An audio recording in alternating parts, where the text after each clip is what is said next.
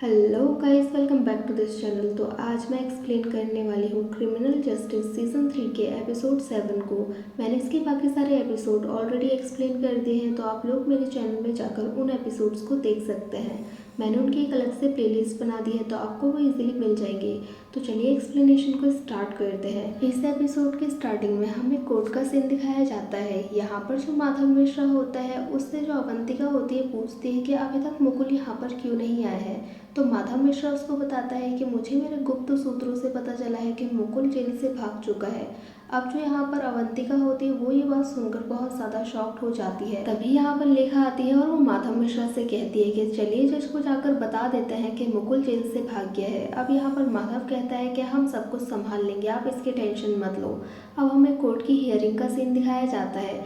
यहाँ पर लेखा जज को बता ही रही होती है कि मुकुल यहाँ पर नहीं है। तभी मुकुल वहाँ पर आ जाता है और कोर्ट की हियरिंग स्टार्ट हो जाती है। यहाँ पर जो माधव मिश्रा होता है वो मर्डर वेपन को दिखाते हुए कहता है कि इनका एक यही सबूत है जिसके बेसिस पे ये कह रहे हैं कि मुकुल ने मर्डर किया है, और हो सकता है किसी और ने मर्डर किया हो। अब लेखा यहाँ पर कहती है कि उस पर मुकुल के फिंगरप्रिंट्स मिले हैं। अब जो जज होता है वो इंस्पेक्टर से पूछता है क्या इस पर किसी और के भी फिंगरप्रिंट्स मिले हैं। तो वो कहता है कि हमने अच्छे से जाँच की है, लेकिन उस पर किसी और के फिंगरप्रिंट्स नहीं मिले। अब जो माधव मिश्रा होता है वो गोविंद भट्ट को बुलाते हैं गवाह के तौर पे। वो department head of plastic packaging होते हैं। वो उनसे पूछते हैं कि ये जो डब्बा है ये केपेबल है क्या एसिड रखने के लिए।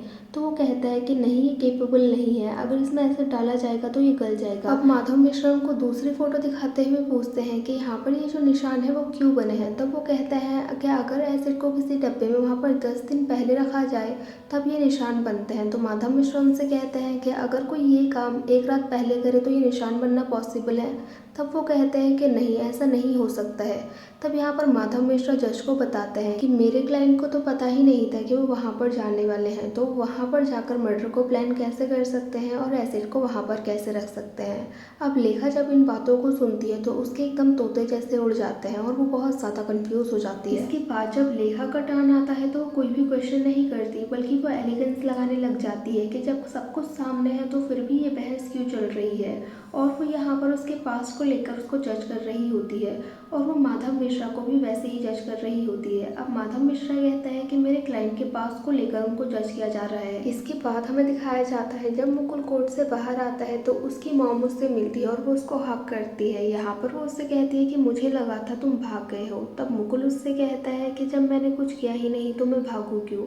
और यहाँ पर जो उसके डैड होते हैं वो उससे कहते हैं कि मुझे तुम पर हमेशा से यकीन था और आगे भी रहेगा। इसके बाद जो माधव मिश्रा होता है वो लेखा से मिलता है, और लेखा यहाँ पर कहती है कि हो सकता है आप गलत हो और इस बार आप गलत इंसान का साथ दे रहे हो। यहाँ पर हमें दिखाया जाता है जो मुकुल होता है वो जब जेल में आता है तो सिंधे उससे कहता है कि तूने उन लोगों की भागने में हेल्प की है ना। तो मुकुल उससे कहता है कि मुझे तो पता भी नहीं है कि वो लोग कब भागने वाले थे। और वो उससे यहाँ पर ये भी कहता है कि अगर मैं हेल्प करता तो मैं भी भाग जाता। यहाँ पर हमें दिखाया जाता है जो मुकुल होता है वो सिंधे से मजे ले रहा होता है। इसके बाद हमें दिखाया जाता है कि जो लेखा का बॉस होता है वो उसको केयरफुल रहने के लिए बोलता है और कहता है कि माधव मिश्रा के जितने भी पुराने केस हैं उनकी स्टडी करो और उसकी स्ट्रेटेजी को समझो। अब अवंतिका और उसके एक्स हस्बैंड को हमें साथ में बैठा हुआ दिखाया जाता है। यहाँ पर जो उसका हस्बैंड होता है वो उससे कह रहा होता है कि मुकुल की आज जैसी भी हालत है वो हमारी वजह से है, और अगर हमारे रिलेशन इतने ख़राब नहीं होते तो आज मुकुल भी इस कंडीशन में नहीं होता।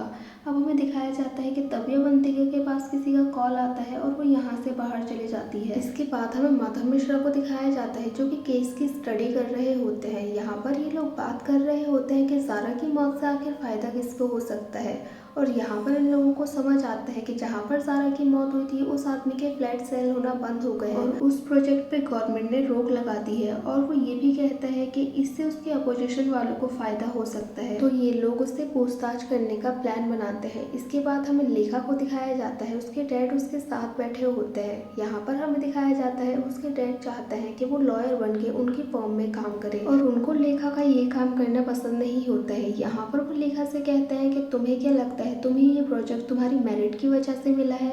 वो कहते हैं कि तुम्हें ये प्रोजेक्ट मेरी पहचान की वजह से मिला है। और यहाँ पर ये बात सुनने के बाद लेखा को बहुत ज़्यादा गुस्सा आता है। इसके बाद हमें दिखाया जाता है जो माधव मिश्रा होते हैं वो उस प्रोजेक्ट के ओनर से मिलने के लिए चले जाते हैं। यहाँ पर आने के बाद वो उनसे पूछते हैं कि आपका कोई दुश्मन तो नहीं है, और वो उससे ये भी पूछते हैं कि आपने ज़ारा को इस प्रोजेक्ट के लिए कैसे चुना। तो यहाँ पर उनको ये बताता है कि जो ज़ारा है वो ऑलरेडी बहुत ज़्यादा फेमस है और वो सभी घरों में बहुत ज़्यादा फेमस है और फैमिलीज़ उसको बहुत चाहती हैं। और वो यहाँ पर कहते हैं कि महेंद्र ने भी हमें उसी का नाम सजेस्ट किया था। तो जो महेंद्र होता है वो उनको बताता है कि मेरी बेटी उनकी बहुत ज़्यादा बड़ी फ़ैन है और मेरी बेटी की डेथ हो चुकी है। अब जैसे ही यहाँ पर माधव मिश्रा ज़ारा की डेथ के बारे में बात करता है, जो महेंद्र होता है वो खांसने लग जाता है। अब यहाँ पर जो माधव मिश्रा होता है वो ओनर से कहता है कि आप मुझे उन लोगों की लिस्ट दीजिए जिनको पता था कि ज़ारा यहाँ पर आने वाली है। घर आने के बाद इनको पता चलता है कि महेंद्र ने जो बयान दिया है वो गलत है, उसकी टाइमिंग्स जो होती हैं वो मैच नहीं हो रही होती है, इसलिए इनका शक उसके ऊपर बढ़ जाता है। अभी जो होता है महेंद्र के घर पूछताछ करने के लिए जाते हैं, लेकिन महेंद्र की वाइफ वहाँ पर होती है और वो उनको अंदर आने के लिए वैसे मना कर रही होती है, लेकिन ये दोनों जो होते हैं पानी को लेकर बहस करने लग जाते हैं। अब महेंद्र की वाइफ इन दोनों को अंदर बुला लेती है और यहाँ पर आने के बाद वो माधव को पानी देती है। माधव इनसे छोटे मोटे क्वेश्चन पूछते हैं और इसके बाद वो इनसे कहता है कि उनको वॉशरूम जाना है। अब वो वॉशरूम के बहाने यहाँ पर जाकर कुछ चीज़ों की छानबीन करने लग जाते हैं और उनकी फ़ोटोज़ को क्लिक कर लेते हैं। यहाँ पर जो बाहर उनका असिस्टेंट होता है वो उनकी वाइफ को बातों में लगा रहा होता है ताकि वो माधव मिश्रा के ऊपर ध्यान न दे। अब ये लोग यहाँ से चले जाते हैं। इसके बाद हमें दिखाया जाता है जो नीरज होता है उसको पार्किंग लॉट में एक लड़की रेड कलर की ड्रेस में दिखाई देती है। उसको लगता है जैसे वो ज़ारा है, लेकिन वो लड़की कोई और होती है। नीरज को ये देखकर बहुत ज़्यादा शॉक लगता है और वो बहुत ज़्यादा घबरा जाता है। इसके बाद हमें दिखाया जाता है कि ये लोग घर में बैठकर छानबीन कर रहे होते हैं, जो चीज़ इनको पता चली होती है। ये लोग महेंद्र सिंह के घर से जो फ़ोटो ली होती है वो एक डॉक्टर की होती है। उस डॉक्टर के पास भी जाते हैं और उससे पूछते हैं कि ये दवाइयाँ किस लिए दी थी आपने। तो डॉक्टर बताता है कि ये एक एलर्जी की दवाइयाँ हैं और ये केमिकल के साथ काम करने से हो जाती है। और यहाँ पर इनको पता चलता है कि 25 मई को यहाँ पर महेंद्र आया था दवाइयाँ लेने के लिए, यानी कि ज़ारा की डेथ के 4 दिन बाद। और पुलिस स्टेशन जाने के बाद इन लोगों को पता चलता है कि महेंद्र की बेटी ने एसिड पीकर अपनी जान ले ली थी। यहाँ पर पुलिस वाले उनको बताते हैं कि उनकी बेटी बिल्कुल भी सोशल नहीं थी, वो बस स्कूल से घर जाती थी और घर से स्कूल। अब जब ये लोग छानबीन कर रहे होते हैं तो उनको रितु का सोशल अकाउंट मिलता है जिस पर उसने बहुत सारी वीडियोज़ को अपलोड किया होता है और ये सारी वीडियोज़ ज़ारा के कैरेक्टर की होती है जो कि बिट्टू का होता है। और यहाँ पर जो उसकी लास्ट वीडियो होती है उसमें उसको बहुत ज़्यादा ट्रोल किया गया होता है और ये सब कुछ ज़ारा के कमेंट के बाद स्टार्ट होता है। ज़ारा के कमेंट करने के बाद उसके सारे फैंस आकर रितु को ट्रोल करना स्टार्ट कर देते हैं। इसके बाद जो महेंद्र की वाइफ होती है वो उसको बताती है कि यहाँ पर माधव मिश्रा आए थे और महेंद्र उसको डांटते हुए कहता है कि मैंने तुमसे मना किया था कि किसी से बात नहीं करना। इसके बाद हमें दिखाया जाता है जो माधव मिश्रा होते हैं वो अपनी वाइफ से बात कर रहे होते हैं और कह रहे होते हैं कि उनसे सच्चाई कैसे निकलवाए। और यहाँ पर जो उसकी वाइफ होती है वो कहती है कि मैं सच्चाई निकलवा सकती हूँ। अब नेक्स्ट डे हमें दिखाया जाता है कि वो एक पार्लर वाली बनके महेंद्र की वाइफ के पास पहुँच जाती है। पहले तो वो मना करती है, लेकिन वो यहाँ पर उसको पहला फुसला कर उसके घर के अंदर चले जाती है और उसकी वाइफ भी उससे मसाज कराने के लिए रेडी हो जाती है।